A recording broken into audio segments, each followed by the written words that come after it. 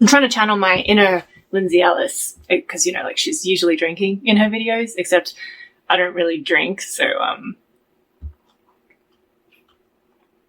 I wanted to say, like, in case it wasn't clear, I don't hate Avatar, and I definitely don't hate Aang or Mai. I made this video for a couple of reasons. A big reason I went and made this video is that I've seen a lot of Katangers say something along the lines of, you know, I don't understand Zutara. I don't understand the appeal. I just don't get it. I don't see how they could have worked canonically. And I could see that a good portion of those comments were actually genuine, you know, like coming from a place of good faith. So I thought, hey, why not? But I have to say this video is a little bit personal to me because I can pretty definitively say that Avatar: The Last Airbender and Zutara was kind of like a tipping point for me as a film buff or movie viewer or whatever. I was about 14 when I saw the show for the first time, and at the time, things like theme, character arcs, metaphors, whatever, they were all just boring literary concepts that you had to write about in essays at school. And you know how the books you read at school are always like really old and dry and just nothing you can personally relate to. Like, they're not fun to pick apart and analyze, you know what I mean? Like, I don't think I can remember a single essay in school where I actually can say, I actually had fun writing this thing. And so for a long time, I genuinely thought that literary analysis was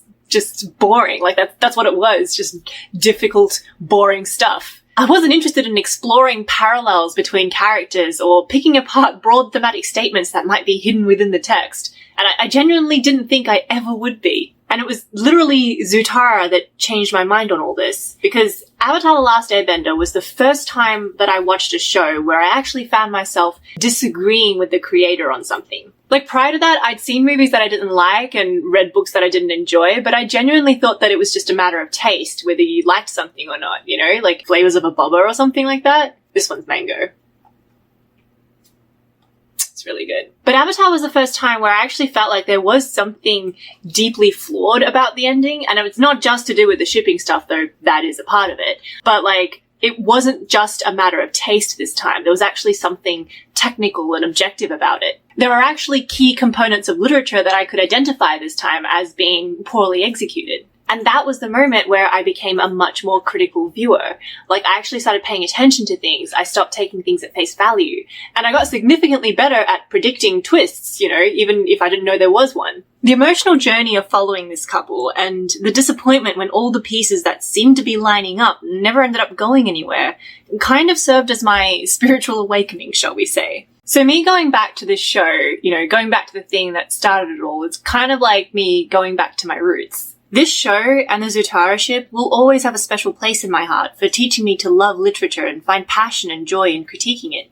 So I tried to keep this video focused on like the ways in which Zutara being canonical would have provided a more thematically consistent and compelling and cohesive narrative. And I also provided like a few rebuttals that I felt like really needed to be said. But otherwise, like, I tried to keep it as objective as I could. And I know there's still tons of stuff that I didn't get a chance to touch on. One particular topic that I wanted to get into was how like the bending philosophies and the elements, you know, actually played into Zuko and Katara's internal struggles and like the ways in which they mirror each other. But like, I feel like in order to really do justice to that particular topic, I'm probably going to have to make it its own video. So I don't know, let me know if you're interested in that sort of thing, and maybe I'll chuck in another video or two on this. Honestly, the biggest thing that just really upsets me about Zuko and Katara not getting together is just the sheer amount of wasted potential. Like, I have a huge soft spot for enemies to lovers stories. Like, I'll admit that as a fact. But even then, I'm not much of a shipper. Like, I rarely ship.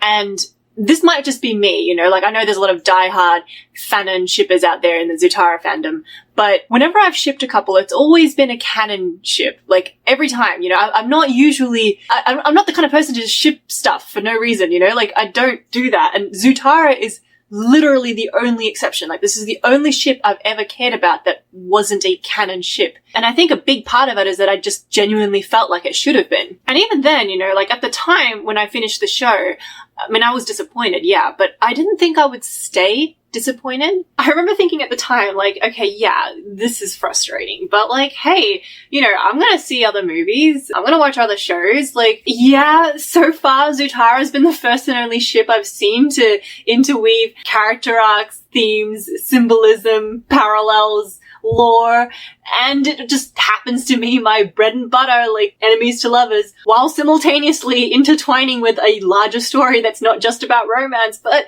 fuck, like, I'm gonna see other movies. I'm gonna watch other shows. Surely there's gonna be another Zutara out there somewhere, right? One that's canon this time? They ask you how you are, you just have to say that you're fine when you're not really fine, but you just can't get into it because they would never understand. Look, I don't know if I'm just looking in the wrong places. Like, I mean, I admit I'm not a romance fan. You know, I don't tend to go out of my way to consume romance media. But at the same time, that was kind of what I liked about Zutara. I liked the fact that it was a romance that, you know, wasn't the main story, but still tied in so many elements from the main story. I've honestly never managed to find another romantic subplot that's managed to do that to that extent. A Zutara ending would have paid off so many different structural and thematic components of the story. It would have resolved plot threads and completed character arcs. It would have answered questions which were initially set up to be major dilemmas only to lead nowhere. Zutara would have been like the final synchronized kick in Inception, you know? Reverberating through all the different levels and giving 5 new layers of meaning to the show. Like, I know it sounds crazy, but I genuinely think that this ship could have been something really special. Not just in Avatar, but in animation and storytelling as a whole. And I can't help seeing it as such a shame that so much potential was never realized on screen. Like I said in my previous video, if a season 4 wasn't possible for Avatar, then I understand that having Zuko and Katara kiss in the finale would probably feel rather rushed, you know, even with the way things were going in Sozin's Comet. I do stand by what I said before, that, you know, I would have been fine with just a suggestion that they were going to get together eventually, and, you know, like basically a confirmation that the chemistry between them was romantically charged. Like, in my opinion, even if it's not as conclusive or flashy as a big damn kiss, just the reveal that the seeds which had been sown to lay the foundation for their relationship actually held real meaning and significance beyond just shipbaiting would have still felt incredibly powerful and resonant. There is one point that I'll concede to the Katangers or the anti-Zutarians or whatever, and it's that at the end of the day, Zuko and Katara never explicitly showed any feelings for each other on screen. And yeah, I fully acknowledge that this is a problem, you know? I mean, actually, if you haven't noticed, this is my 2-hour video explaining why I think it's a problem. Why they should have shown some feelings for each other. Why it would have felt resonant and meaningful if they'd shown some feelings for each other. By the time the show ended, Zuko and Katara pretty much had everything else going for them. Like, all the ducks were in a row. Character arcs, theme, lore, symbolism, trust, intimacy, like everything was there. The only thing that the ship lacked was canonicity. There's an oft-repeated debate among the shippers and non-shippers in the fandom over how much, if any, of the layers and layers of meaning canon Zutara would have had were ever actually placed there with authorial intent. How much, if any of it, was ever deliberately crafted and inserted by the writers, the animators, or the directors who worked on the show. How much of it is just fandom drawing connections where none were ever intended. A depressingly large portion of shipping discourse is allocated to the subject of authorial intent and what might be considered evidence of it. Finding said evidence, cherry-picking it, rebutting it, denying it, calling shippers and anti-shippers delusional over it, and so on and so on. If this comment section turns out to be no different, then I'd be disappointed, but I can't say I'd be surprised. I'd say I'd take a shot every time I got such a comment, but, you know.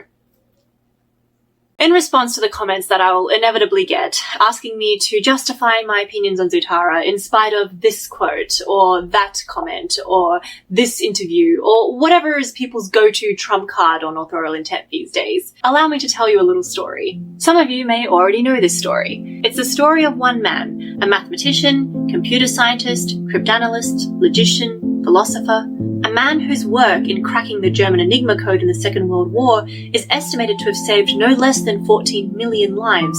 A man who was arrested and prosecuted and forced to undergo chemical castration because he was a homosexual in a time when homosexuality was a criminal offence. A man who, only 2 years after his trial and conviction, took his own life at the age of 42 by eating an apple he'd laced with cyanide. A man named Alan Turing, whose shadow as the architect of modern computer science and artificial intelligence looms over every tablet, every smartphone, every laptop and computer we use today. His legacy in computer programming and the intriguing details surrounding his tragic death have spawned many a rumor and urban legend. One particularly salient tale is the story that the Apple logo and brand, the graphic of an apple with a bite taken out of it, was specifically chosen as a tribute to Alan Turing's life and legacy. It was a compelling and poignant narrative, one that resonated with so many who heard it. The iconic logo serving as a timeless memorial to a brilliant mind, a humble token of gratitude and honour, recognisable to anyone who knew his story. In the early 2000s, Steve Jobs was directly asked to confirm the authenticity of the pervasive origin story. Had the logo indeed been designed, as so many believed it to be, as a meaningful and touching homage to the founding father of the modern computer? Steve answered with genuine regret. It's not true. But God, we wish it were. As do I, Steve. As do I.